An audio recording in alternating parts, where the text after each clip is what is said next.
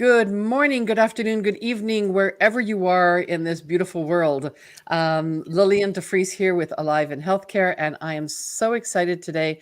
Actually, excited, I'm not sure if that's the right word, but let's say that I am curious and open to learning a lot more with our special guest, Kaye Mendoza.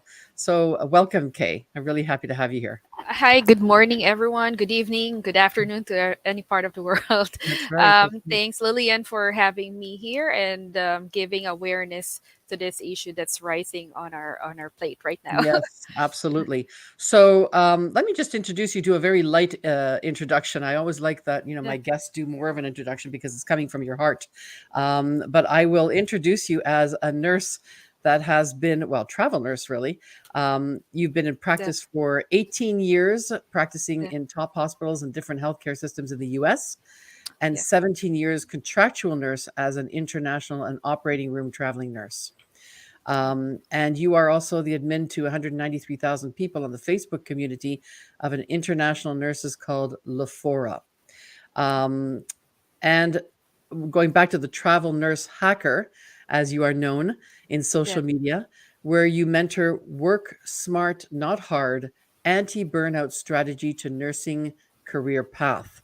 I love that. And I love that because when I met you, you shared your story with me, and it was so eye-opening because we think we know everything that's going on, especially, as nurses, we know what's going on in the world with nurses, and truly we don't, as nurses ourselves. So I think before we can do anything about helping people, we need to understand what's going on. We need to first be informed.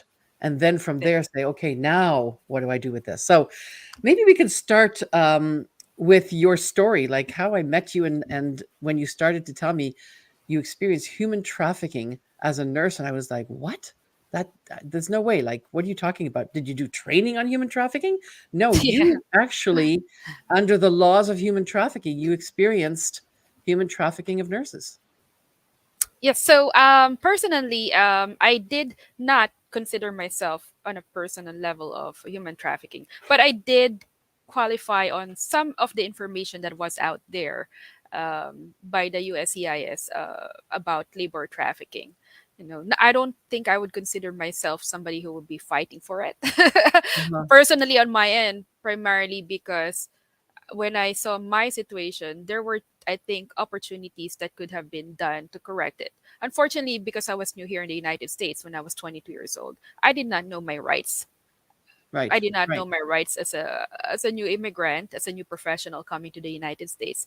So when I was recruited from the Philippines, everything was great. It was a direct hire for one of the big hospital system in New York City, and I'm very much thankful for them for that opportunity. So everything went well until I got here in the United States, where I was told that whatever was the agreement back home, it's not going to be the same terms anymore when I get here. Yeah. Primarily, I was told that the employer opted to change my terms. I'm not sure 100% sure about it, but as a person who just relied on information from the direct people that I've spoken to from the Philippines, I just go with the flow, and I did not realize those were not really supposed to happen. And thankfully that we have family here in the United States, and they were able to kind of adopt me for the meantime while that change of terms Yeah. happened. Unfortunately, that's not the scenario of a lot of people here in the United States.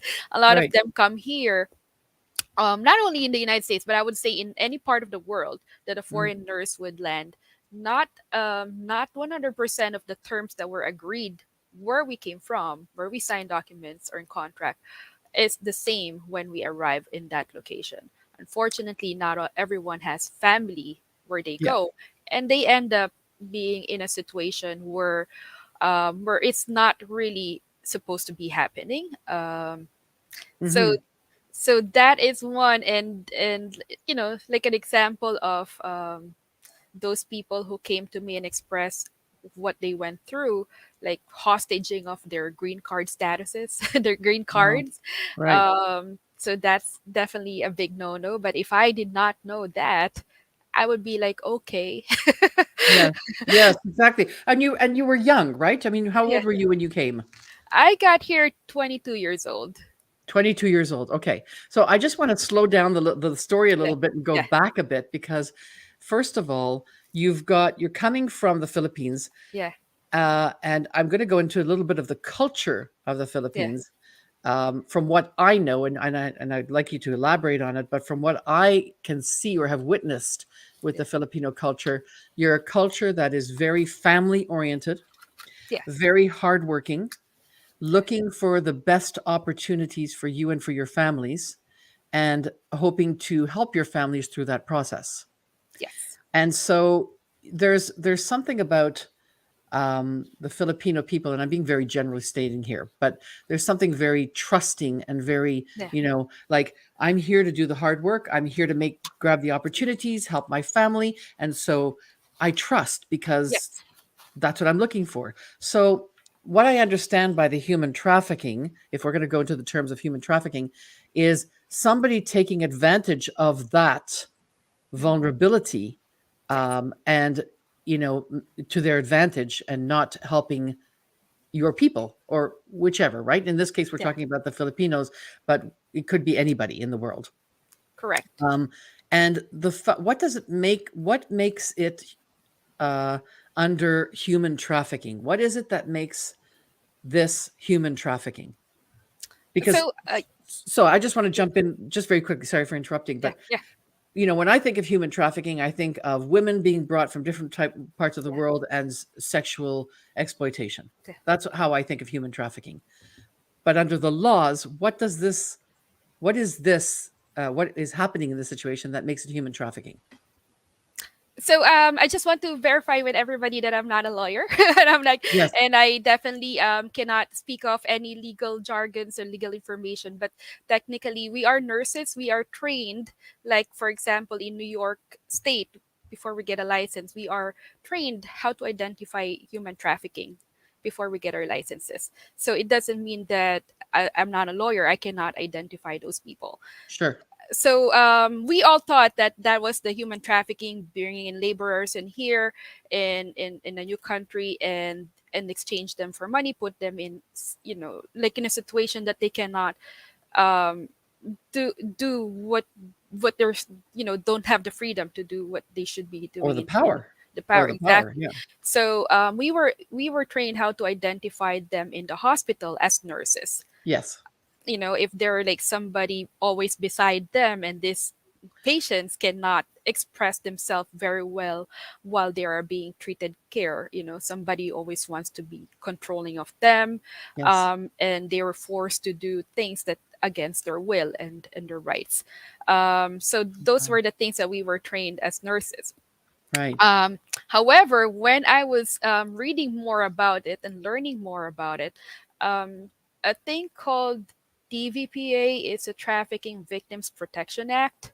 I cannot discuss further for that because I'm not a lawyer, but Sure. this is a case that were actually won by a group of nurses back in 2000, I believe, 8, because they were put in situation horrible working conditions, and they were told that if you are going to quit this horrible working condition, there is like an abuse of legal system like that, and or Mm, they will have to pay a huge amount of money if they quit.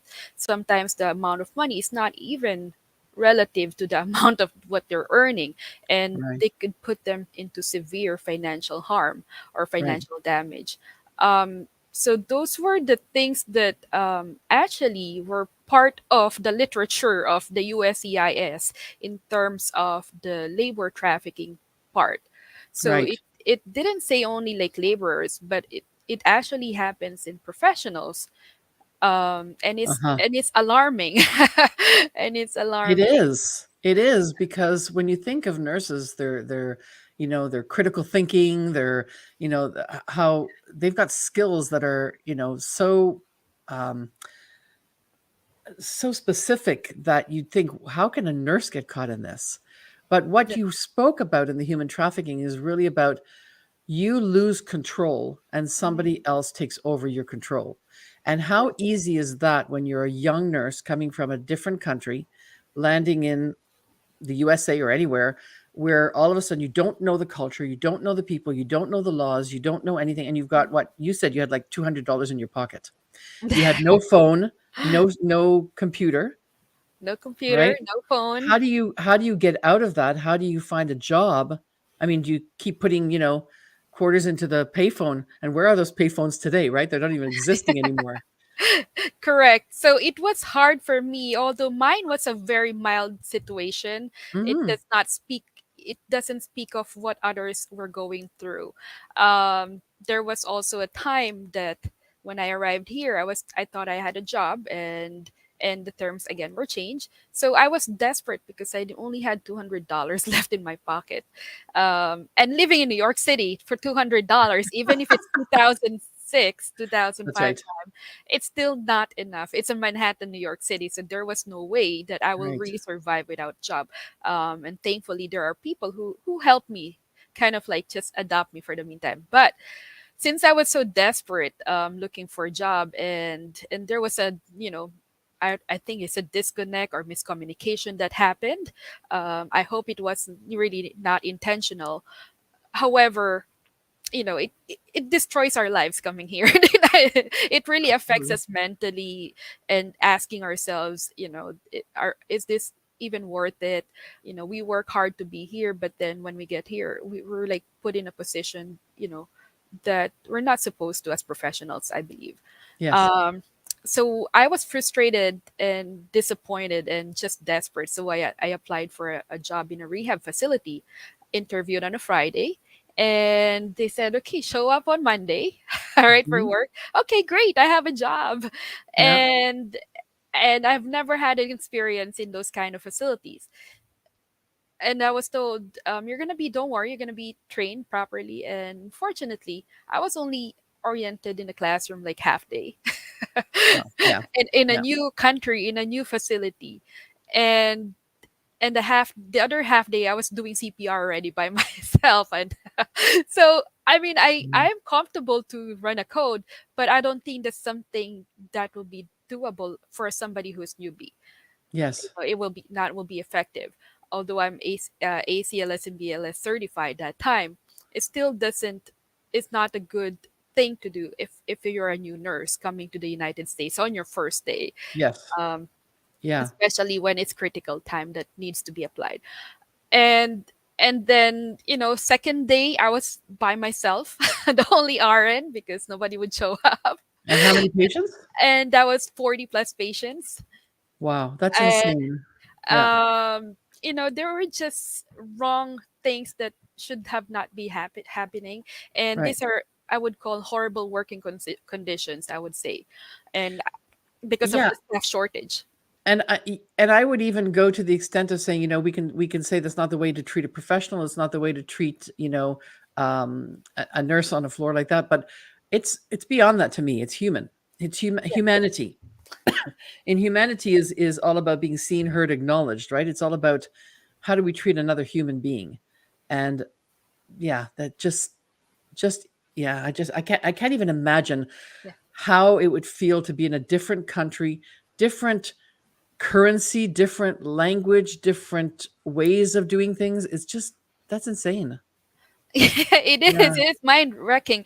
When I got here, I said, "This is not the kind of American dream that there is." No. Well, yes. And I love where you're going with that because before leaving your country to come to the United States, you were in that place of, I have a dream and I'm going to live this dream. And you have a vision of what that looks like and the possibilities and all of that, getting off the plane is like crushed. It's Yeah, completely shattered. And where do you even start? Like you're in survival mode at that point. You can't even think of a new dream. You're in survival mode. it is. It is a survival mode technically. To the point I only have left $20 to at one point in my life. All I Wow. have to eat was just all those things that I packed for ramen noodles, and just Yeah, yeah, yeah, yeah, yeah. because we came from a very not well off financially Mhm, country. mhm. Everybody knows that Philippines is not one of the well off Yeah. um there was no way to save money for us. we were earning only $100 per month as nurses back home back then. Oh, Yeah, probably now $300 a month. And a Starbucks yeah. coffee would cost you $5. Yes, yes. So you don't drink Starbucks coffee, that's for sure. Yeah, I That's only for sure. do it like once a month, like a treat for Yeah, myself. That's my yeah, luxury, just a cup of Starbucks coffee, like a luxury coffee. So yeah. that's the only thing I can afford as a luxury. So coming Mm, in here, we really don't have sufficient enough of financial, resources to be able to support itself if things go wrong like this. yeah. Uh, Well, there, let me ask you, what's going on in the mind of your parents and your family back home who are thinking, "Oh, okay, now, a few weeks she's going to be sending us some money and she's going to be really happy and the dream of living, in the United States." Yeah, the family has probably been very surprised. well, my family is always thankful for the people who help us here to come here, and that's one thing among us Filipino. We really don't want to make a big deal out of things, I know and we you guys don't. are so If we can absorb it within ourselves, we will do it, and uh-huh. that's one thing that I did not. Let my family back home really know what's going on with me here, because I don't want them to worry. So that's one thing, and I'm pretty sure this is not only on my end. I'm pretty sure this reflects with a lot of Filipino nurses Yes. who are coming to a new country, Yes. and they celebrated before the flight. Good Yes. luck, Yes. Yeah. everything will be great. And then when we get here, it wasn't something that we were expecting. Mm. Very challenging situation, and we don't want our families to really worry back home when they feel helpless. I find that remarkable at 22 years old to be able to turn around and say, I'm not going to let my family worry or let them know. I'm going to get through this myself. I mean, there are sets of values and cultural beliefs there that are very, very strong. And thank God you had those beliefs and that strength. Otherwise, who knows how you would have made it out of there. Oh, I You was know, crying all the time. I believe that. I I was believe that. crying all the time. Yeah. But I always tell my mom, before I left the Philippines, because she was worried to me. She's always the worrying person. I'm Yeah. just like, I always tell her, Ma, I said, I don't think God will give you something you cannot handle. True. True. Yeah. Yeah. So that's all Well, I this say to and so her. the stronger we are, the harder Yeah. we get it, right? Well, so let's move into maybe what brought you to helping others now. By with Lafora and now being basically an activist with this for other Filipino nurses, right? So tell me a little bit about that. So with all the struggles that I went through, I was always thinking like, God, why me? What's the Yeah, real deal? Why do I have to go through all of this? yeah, From that experience of change of contract of terms, which I just took it like, okay, let's just deal with it. Let's just find the good things in that. To the point that going to that rehab facility and I never got paid. yes, that's right. You worked there for how long? Oh, I just lasted for 4 days. There was no Four way. days. Yeah. Yeah, I felt like my license gonna be revoked or suspended, or I'm gonna end up losing, my yeah. sanity too.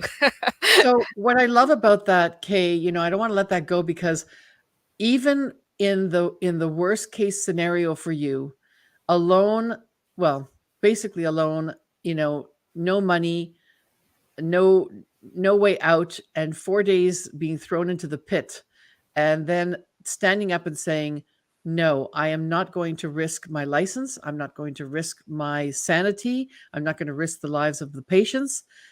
You said a no when a yes probably would have been a lot easier.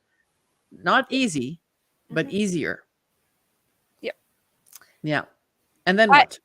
and I always put myself on my patient's shoes.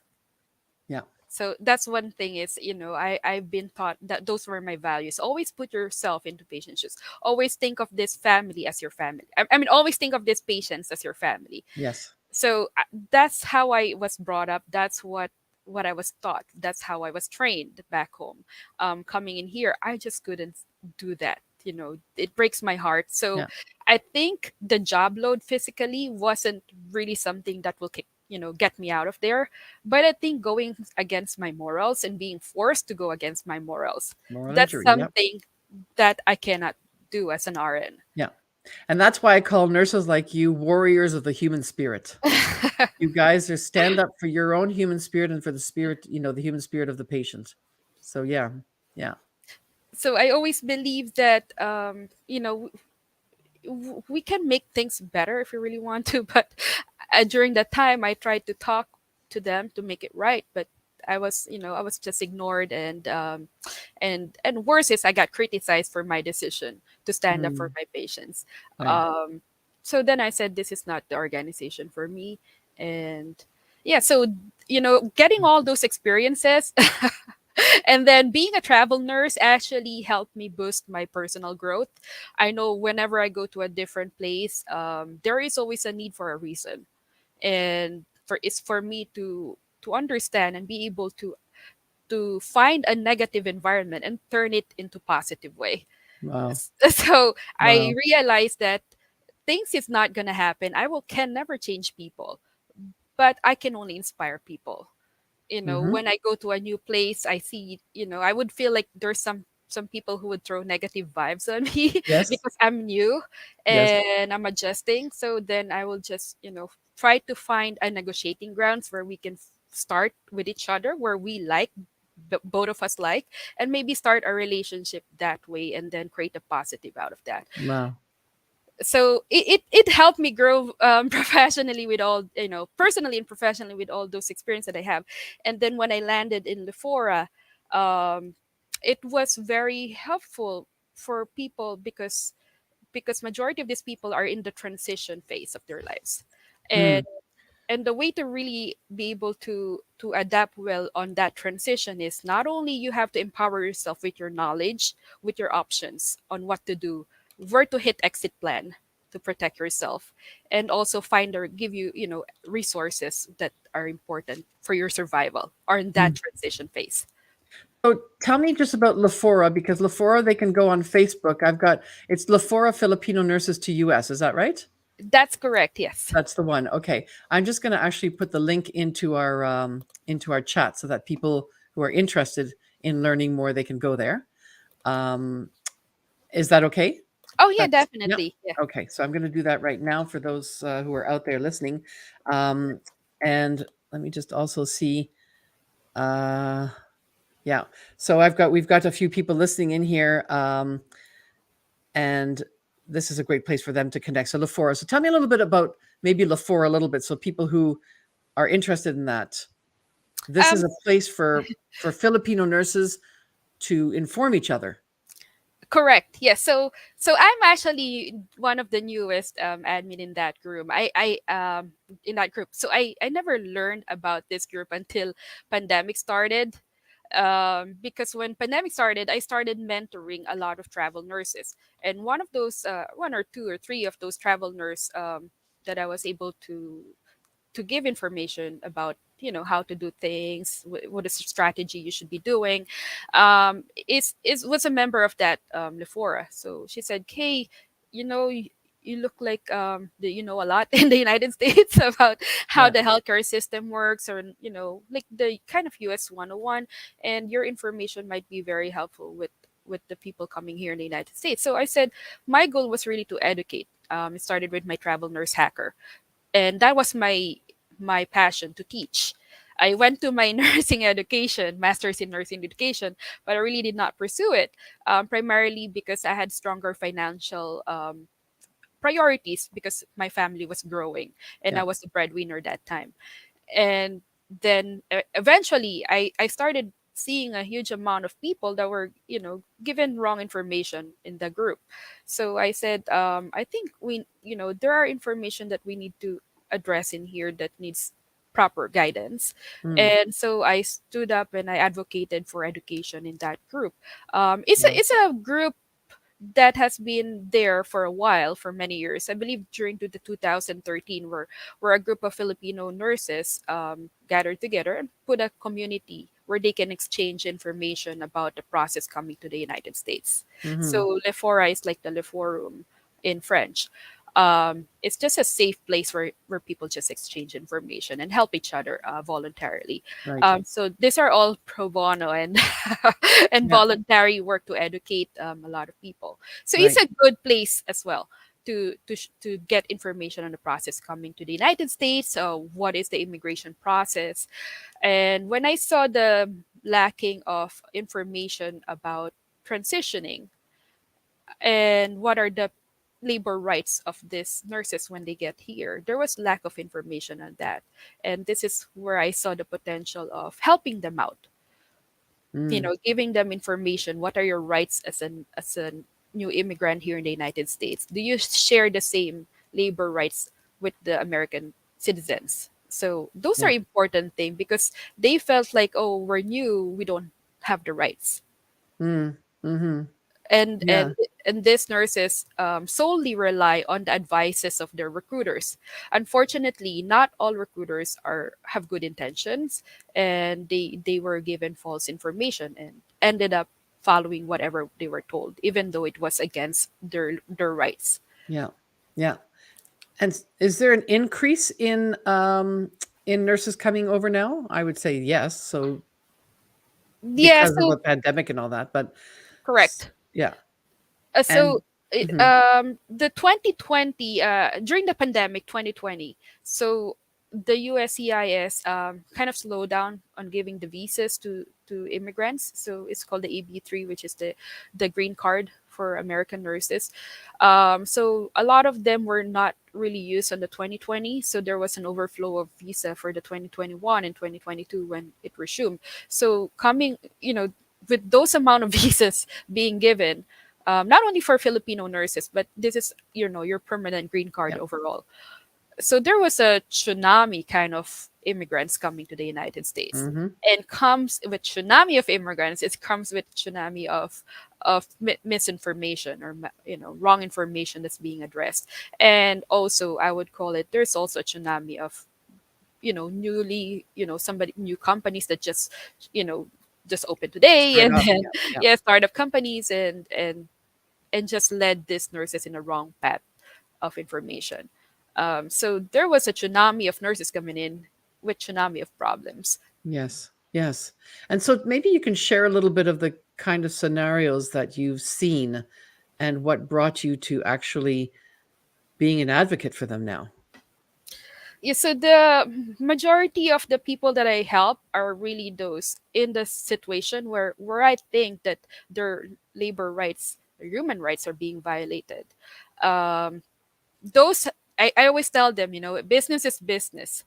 There's ethical business, but there's also illegal businesses. Yes. Yes. Yeah. Unfortunately, all I can say is ethical is not illegal, not necessarily illegal. Right. Right. Although Right. as much as we advocate for ethical recruitment practices, there is no law stopping them to be unethical. All we can do is Wow. really educate ourselves as professionals and be informed to make informed decision, make educated decisions based from the education that we put out there.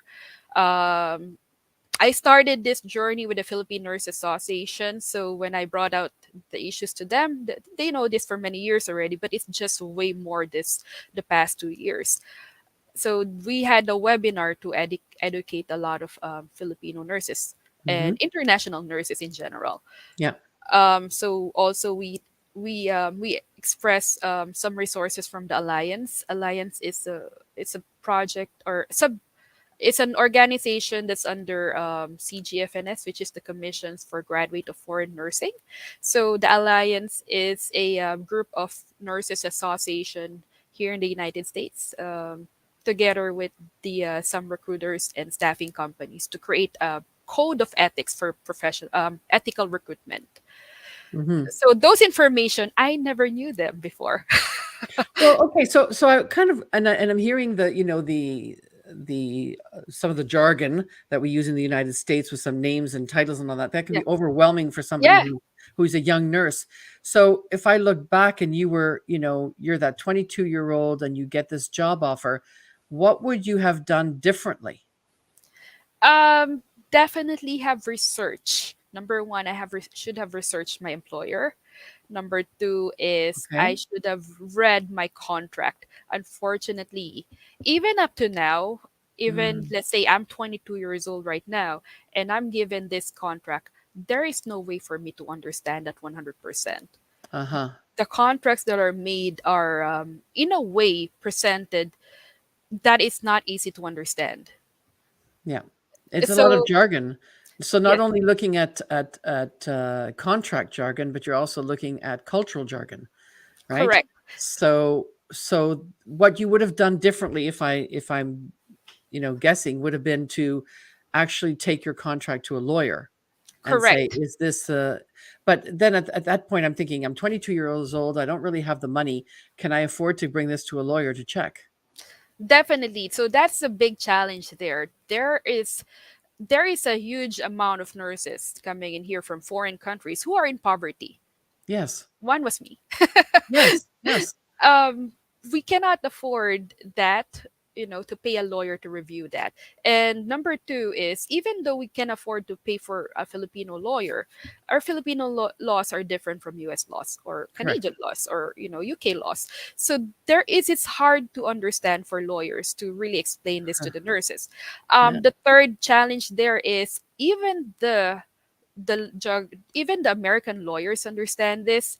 They don't understand the nursing practice, the horrible nursing practice in the United States. And Mm-hmm. a lot of them, they don't really see the correlation of short, understaffing and the high risk of deaths. Yes. Yes. You Well, know? that's a global issue right now. Yes, Yeah, I yeah. understand. Mm-hmm. So for me, and I when I spoke to a lawyer before, why is 1 day orientation not good for newly arrived nurses from Yeah. international countries? Number one, there's a thing called narcotics count relief. Yes. If a new person comes in here and she did not, or he or she did not get the proper orientation for that facility, and they just like hush hush everything, oh, this is what we do here. If Yes. there's narcotic discrepancy because this nurse just followed what the other nurse said, or there was a miscommunication or disconnect of those proper information, Mm. then somebody will lose their Your license or license. suspended. Yeah. So I think it's critical for them to understand that. If you're only given 1 day orientation, 2 days orientation, and there's an emergency that happens, Yeah. you can end up being in the court asking, did you do the policy and procedure of your Right. facility? And the answer is, we didn't even know there's a policy and procedure. Right. So doesn't that fall upon the organization who hasn't given the training? Definitely, this is Yes. something that needs to be addressed. That you cannot just throw nurses there without Yeah. fully understanding the policy of or the procedures of that facility. So I want to get into the sort of the nitty gritty of the nurse that's thinking of coming, immigrating and getting a job. And she says, okay, I've got to get my contract verified by a lawyer, but I can't afford it. And of course, it wouldn't be a Filipino or my country's lawyer. It would be somebody in the United States that I would go to. I don't even know where to go. I don't know how am I going to get the money for this. Like, I think at 22, if I was in that boat where everything just went bad, I think and that's happened to me, not in a job, but where I just took a plane back home, you know, but you don't have the funds for that. $200 isn't going to get you back home. Not at all. So you're stuck. So, so I kind of want to marry where you actually have stepped in to help these nurses and you're doing a lot of this volunteer. You're working with a lawyer who unfortunately couldn't be with us today. Um, but there's this thing that you're so dedicated to help these nurses and you're doing it on your time. You've actually taken time off work to actually devote yourself to this. And you actually financially have invested in some of these nurses. Correct. So I did shoulder a couple of this nurses' legal fees. Um, and I said to them, job will always be there, but these Yes. people's life cannot be, you cannot pay and then return your life, into normal. No, these are nurses who are going through severe mental um, The stress. challenge. Yeah. Exactly. And and it's unfortunate that really a lot of them are affected, and something that we can't really close our eyes anymore. So Yeah. it's a part that I say, it doesn't matter. We can always get money if we want to. I've stepped aside with my job. We're very blessed, with what I've experienced and what we went through financially before too. And we are just blessed where we are right now, um, that we are able to help and do these things, because Wow. I don't think anybody would step in anyway. I don't think Yeah. anybody is willing to step in to help these nurses like in their full force. Primarily, they have their own personal family or obligations to do, or Yeah. professional obligation. For me, I was able to set up myself like, okay, I'm gonna work hard in the first 3 months of the year, and I'm gonna take a break, on summer with my family. It's just happened that I had to take that break sooner because they said these people really need help Really need help. ASAP. Yeah. Yes. And if we're not gonna stop this right now, it's just gonna get worse. So you're helping people who are already in it, Hmm. and you're helping by educating to prevent. Correct. Right. Um, do you have any stats that you can share with us about, how many nurses are going through this? Or, I know you had pulled some stats before, Hmm. just as a curiosity. How many of what is, what's the number that's out there that you know of? Personally, in my experience, when people come to me and reach out, I have my own database to, all private, anonymous as much as possible. Yeah. Um, so I would say that most likely the majority of the people who are going to me are those with high acuity level of cases. Yeah. Majority and the people who are in the acute setting, they don't have much problem like those on the facilities that are high acuity, primarily because when they're in acute setting, they have so many resources. There's so Mhm. many people that they can talk to and ask and Right. verify. And but on the smaller facilities with less resources, majority of time there are just one or two nurses of them, Mm. so they don't have a lot of resources that they can ask, and they're by themselves. Mhm. Mhm. um, Yeah. the other ones are the people who are nursing homes. I'm sorry, not nursing homes, like home nursing or like private nursing, that Right. they are by themselves. Yeah. So they don't know anybody who works in the same company except, they from Yeah. home, and they go to that patient's house. So majority of these people who I've noticed that are being taken advantage are those ones who are working by themselves or with less people, Mm. because Mm. they cannot ask anybody. And Yeah. so that one, and also when I counted this, when I said 7 to 8% of American nurses here in the US are internationally educated nurses. So if there's Okay. like 4 million American nurses, you're talking about a number of more than 300,000 foreign educated nurses. Wow. Yeah. Mhm. If these nurses were not educated of their rights before coming in here, how many were really taken advantage of? Hmm. So we're not talking about 10. We're not talking about 100. I Yeah. personally have more than 100 when I started this journey last December already. And I'm not even lawyer. Just imagine Yes. how many more lawyers are fighting for these nurses. Right. Only to find out as when I'm doing my research, there were really like 10 federal cases, like what the lawyer for human rights, human Mhm. trafficking mentioned to her witnessing that there are actually 10 federal cases filed, Right. and these nurses have no resources. Mind you. Right. And how many of them are not saying anything? Oh, I would say probably in 100, there would be only two who would be willing to say something Yes. Yes. because they're scared. Yeah. There's Uh, such, well, scared, and there's a lot of shame, right? yep. There's that I'm a bad person for not looking, looking and doing my homework before I went over. There's this judgment that goes on within themselves. Yes, that Wow. is correct. That is actually correct. They feel like they're blaming themselves. I Mm. did talk to one of a good friend that he's been here for a long time too as well, and he saw what I was doing, and he said, "Kay, you know what? I saw what you're doing, and I really went through this 10 years ago too. You know, well, I was an achieving nurse back home, and then when I got here, I was treated like a trash. Yeah. And you know, my mental health really went down because they were treated like a prisoner.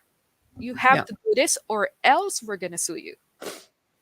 Yes. Yes. And the suing, when you gave me some numbers, like paying $100,000, like who's got $100,000 in their pocket when they've just arrived with, it's just ridiculous the amount of money that they're asking for, and controlling them to a Yes. point of devastating fear, losing their life, losing their job, losing everything that they've got, their sanity. Um, I'm doing actually a webinar in a couple of hours after our call on mental fitness, and it talk about basically the judge that comes in and judges us, and we judge ourselves and we beat ourselves up, and it's the most toxic thing that we can do to ourselves. There are a way out of it. So for those who are interested, there's a webinar in a couple of hours, but it's going to that place of where are we looking after the human being in all this? It's all Yeah. contractual, it's professional, it's all these things that are going on at a high level, but the human being underneath that is not being looked after, is and Mm. doesn't know where to go. Yep. It And is insane that one nurse reached out to me, Kay, I'm here doing my orientation at work, you know, this week. And we were being trained about human trafficking. And I was reading over the material and I can see myself. wow. And I'm like, Wow. it is sad. It is very sad. I will not say that, you know, that all are bad. There are good and ethical recruitment companies and employers there, but we cannot ignore, you know, thousands of people in there. Right. So one angle is to look after the people who are being taken advantage of. Yes. Um, and there's another angle, and I know that that's not your specialty, because your job is to your job, your purpose in life. I'm going to say, your calling Yeah. has been to look after your people. But is there anybody out there doing something about these agencies who are, abusing of these nurses? So I believe that the Sentosa case that was back in 2006, 7, it was recently just, they were just awarded that, they just recently won. So imagine it's like more than 10 years, you know, about 10 years. To and what To was that, against them. Sandoza? What was that? The Sentosa nurses, because they were put in these horrible working conditions in New York, and this nurses quit, and they consulted a lawyer, Okay. and the lawyer advised them that, you know, they can quit, right? Because it's Right. putting their license to risk, it's putting the patient's lives into risk. Right. And this nurses and their lawyer was actually sued for criminal for abandonment of patient. So that part was like, you know, they were not allowed to work. The lawyer was also not able to perform his law practice because of that abuse of legal system. Hmm. And it really impacted everybody back then. The Philippine government had to step in, the Hmm. Philippine Nurse Association had to step in and help them. Like they said, you know, it took them a long time to win that Well, case. 10 years. Yeah, about 10 And what did, years. and what did they win? What was the end result? The full end result, they were awarded and they were the case was, you know, dismissed on their part, as far as I know. And everybody can look it up. There's a website for that. You can just look it up, Yeah. Sentosa lawsuit. Like I said, these are people's lives that have lost for many years, and you cannot put it back. No, that's definitely marking you for the rest of your life. We Yeah. have it, the Santosa, yeah. torture, the mental stress, you know, coming to the United States and you're like criminally accused of something. Yeah. You know, these people were like, I believe they were arrested. Mm. Like they Yeah. were just protecting their license and their patients, and they should not be on that situation. So that went, well, in a way, not well that they have to go through, but I'm saying that, they were dismissed of those allegations. Um, so, Yeah. but now the problem right now, Lillian, is it's a lot of these nurses don't have that freedom for that access to justice system. A lot of nurses coming here in United States are on contracts that's saying that it's only arbitration, and the employer will have to be choosing the arbitrator or the location for the place. And a lot of them are being subjected to sign to this contract that says you have to waive your jury and your trial rights. Mm. And these nurses, if you're from the international country, you have no idea about jury system. Yes. Well, you don't even have to come from another country. We live in our own country. We still don't understand it, right? Right. So it's like, yeah. So I mean, it's yeah, it's interesting. We're not knowledgeable until it happens to us, right? Yes. So now these nurses, now if they get into situation, especially the worst part is when they get into situation that that they don't know where they're going to be assigned. It's like literally we're blindfolding you. Yes. And you also have a contract that you cannot speak because there's non-disclosure. There's Yes. arbitration. You cannot fight it. And And we sign those things so quickly yes. because we have trust and because our dreams are about to come Yeah. true. And Mhm. yeah, it's just and then when we ask questions, we're made to feel Yeah. wrong. Yes. It Correct. yeah. So before, I think there were more options for the nurses to do to fight for the right thing, but the newer contracts is subjecting them into those contracts that they have no clue, and really ripping their fair access to justice system.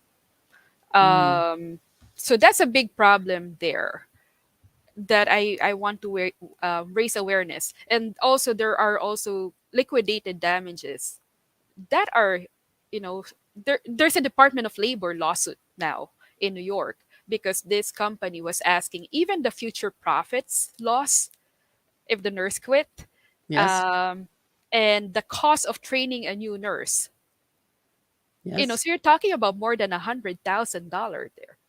Yes. If you quit because of horrible working conditions, unfair working situations, there is no way out. There's no way out. Yeah. So, I've put a little note here in our chat if anybody wants to ask questions of Kay. But Kay, what is it that we can do?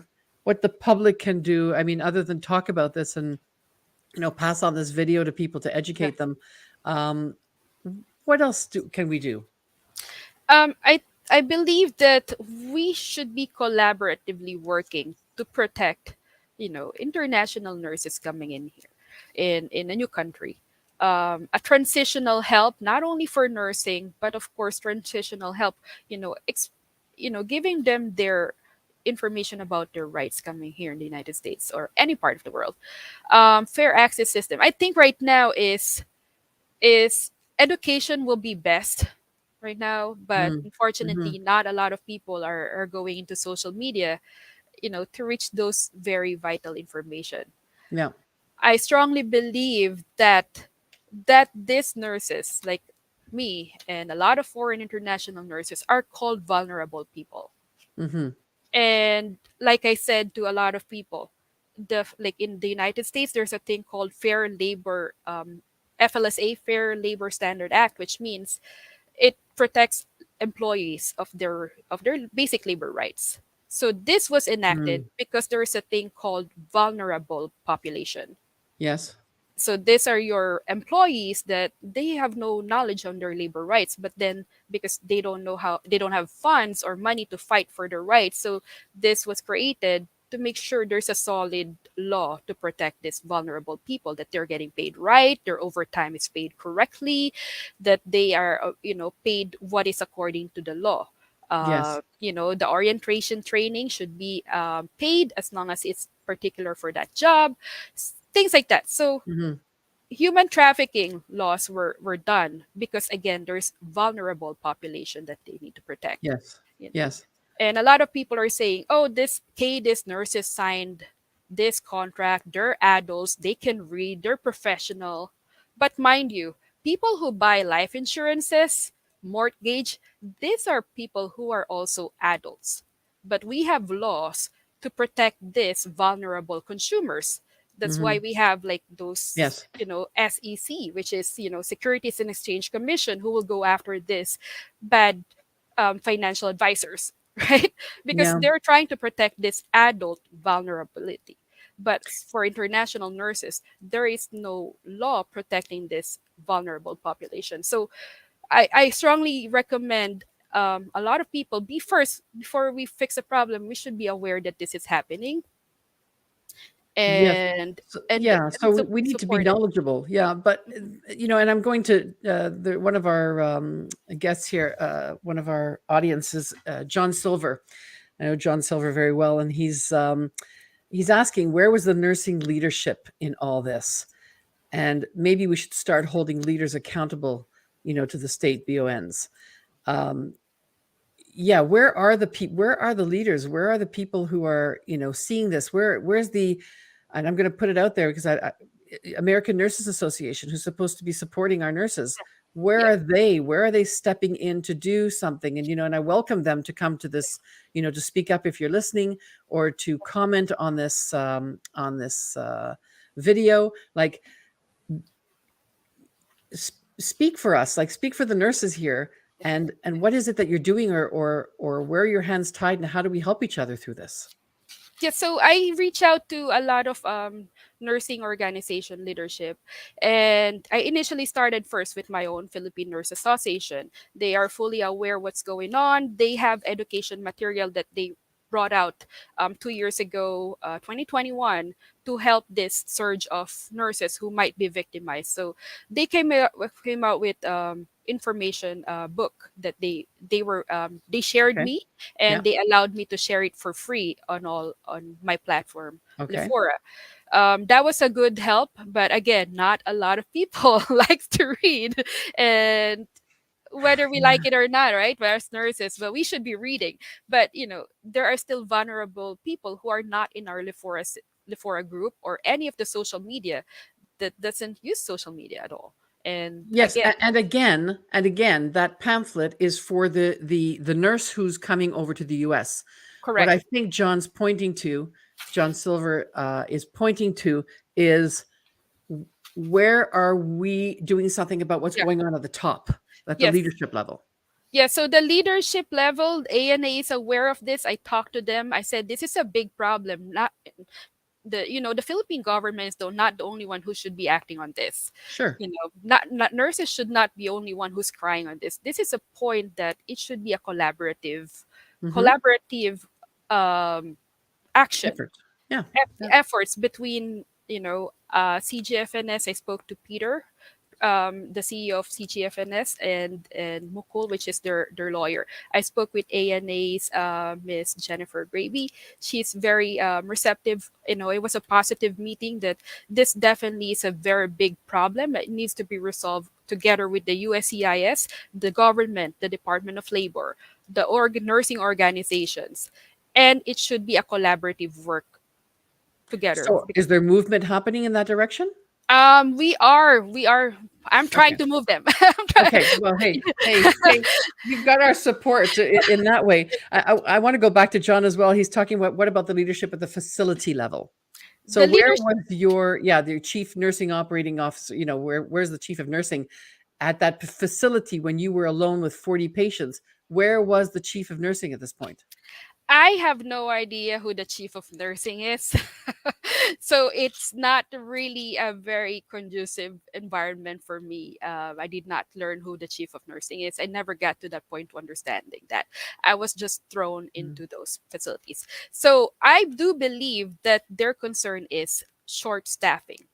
That's Yes. the number one. Number one is, we're short staffed. There's no way to train you guys. There's no people to precept you, and it's short staffing. Okay, but for me, when I would say yes, there is a shortage of nurses. I totally Absolutely. 100% agree on that. But I would also agree that there are some facilities that are poorly managed, and there are shortage that is self-inflicted. Yes. Yes, and poorly managed, and so we need to address that. It's Hmm. interesting because you and I, Kay, we both know the, John coming from um the what's it called? Nurses Transforming Healthcare. For those of you who don't know that, you should check out nursestransforminghealthcare.org. This is about nurses starting to step in, like just like Kay, you're doing your stuff. Okay. Yeah. All of the nurses have something to do to start changing what healthcare looks like so that we're we have to start from a bigger level Hmm. and also support what's going on right now, which is what you're doing. So I don't think it's only top and only bottom. I think it has to be, like you said, a system, Hmm. and helping each other. And I want to go back to, what can we do? I think one of the things that comes to my awareness is if I'm going out to work on a floor and I see an international nurse, or even not an international nurse, for that sake, Yeah. anybody, Yes. it, Anybody. Yeah. it's just New like nurse. asking them, how are you doing? How are you Yeah. managing? Like Yeah. on a human level, let's start being more caring and compassionate and asking the hard questions of each other so that Yes. we're supporting each other. Um, I'm just looking at some comments here. I don't want to avoid the comments because people Yeah. are participating. Lydia says facilities may not care as long as they are staffed and the residents or patients are cared for. Sometimes the quality of care is poor due to poor management and staff burnout.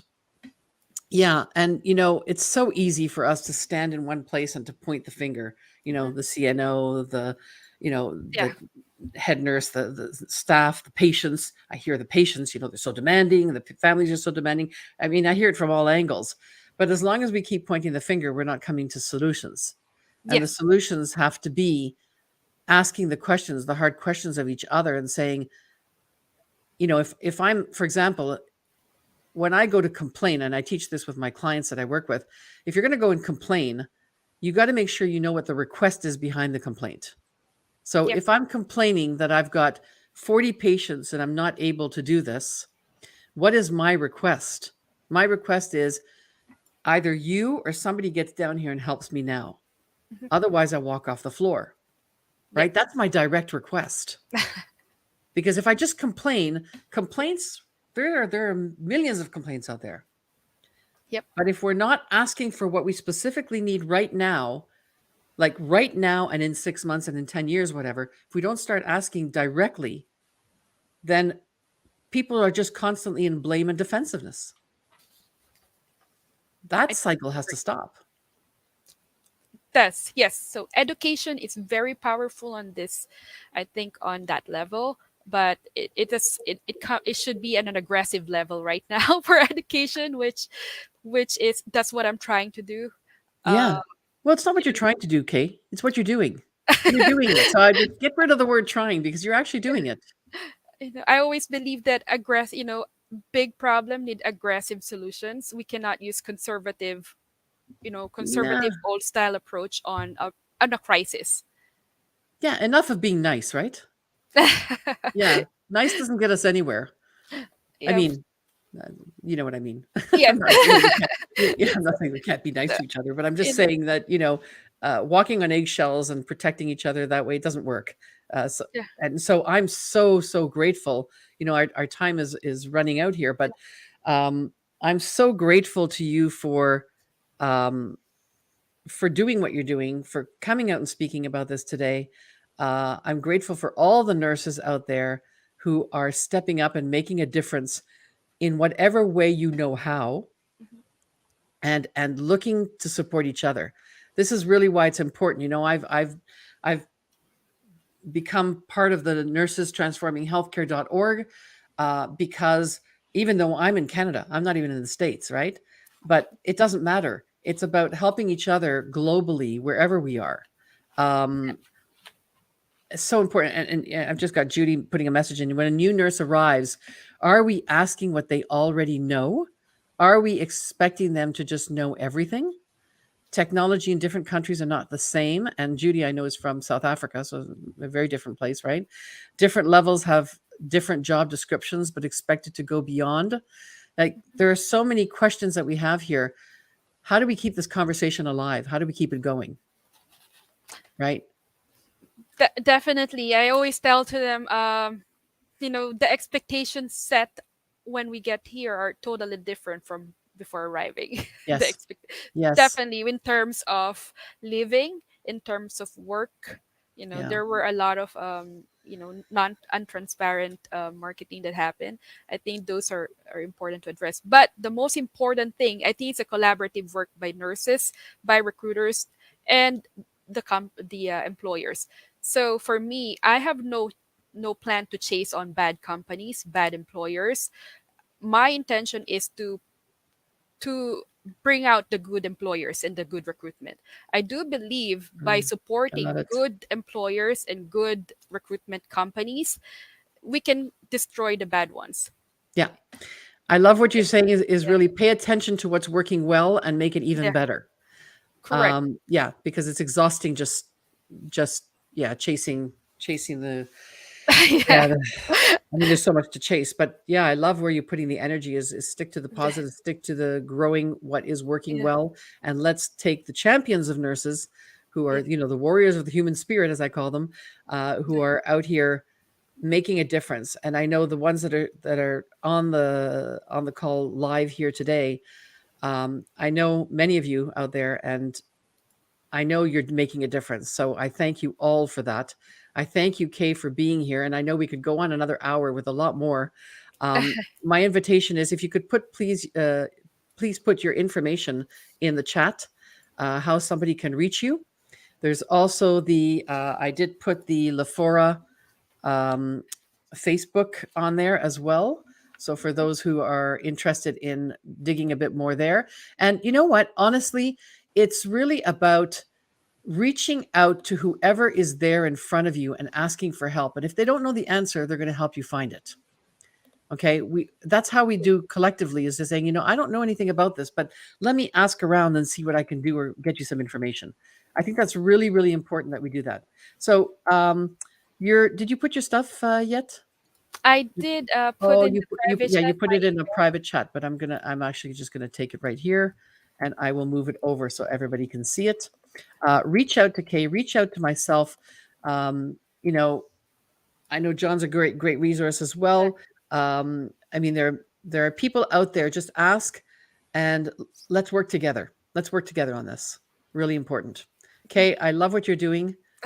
All the power to you, and you've got such a beautiful, big heart, and I'm so grateful for that. And thank you, John, for putting in there nursestransforminghealthcare.org.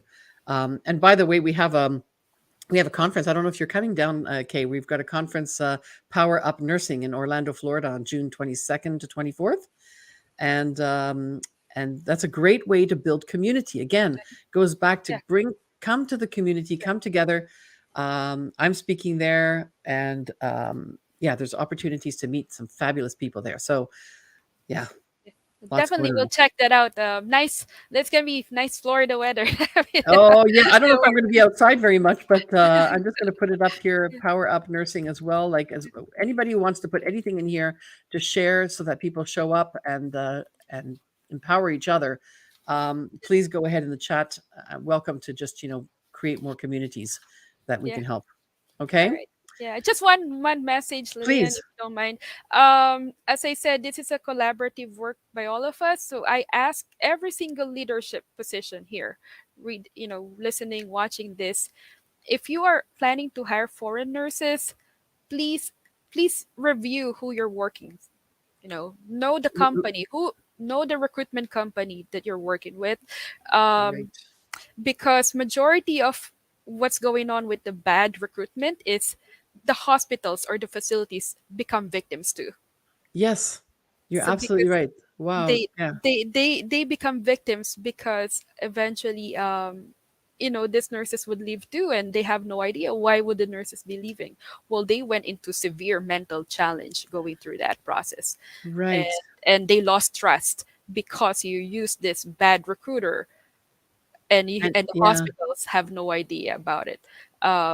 So my recommendation, please reconsider, or consider researching those companies that you work with.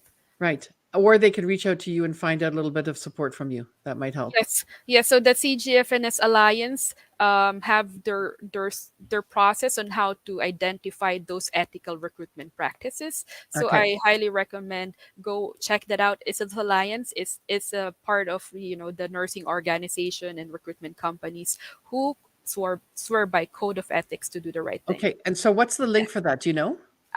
Sure. Let me grab that real quick. Yeah. And then And put it in there. Um, and I'm so grateful for all of you that have shown up today on this call. We're going to put that link in there. And again, like I said, just reach out to anybody. We're here for you. I will put in even my email contact. oh, Um, oh, I alive and cannot. health. Yeah, I'm gonna put it here in the chat, Lillian. I'm Yeah, not sure why I cannot put it on the comment that's fine. section.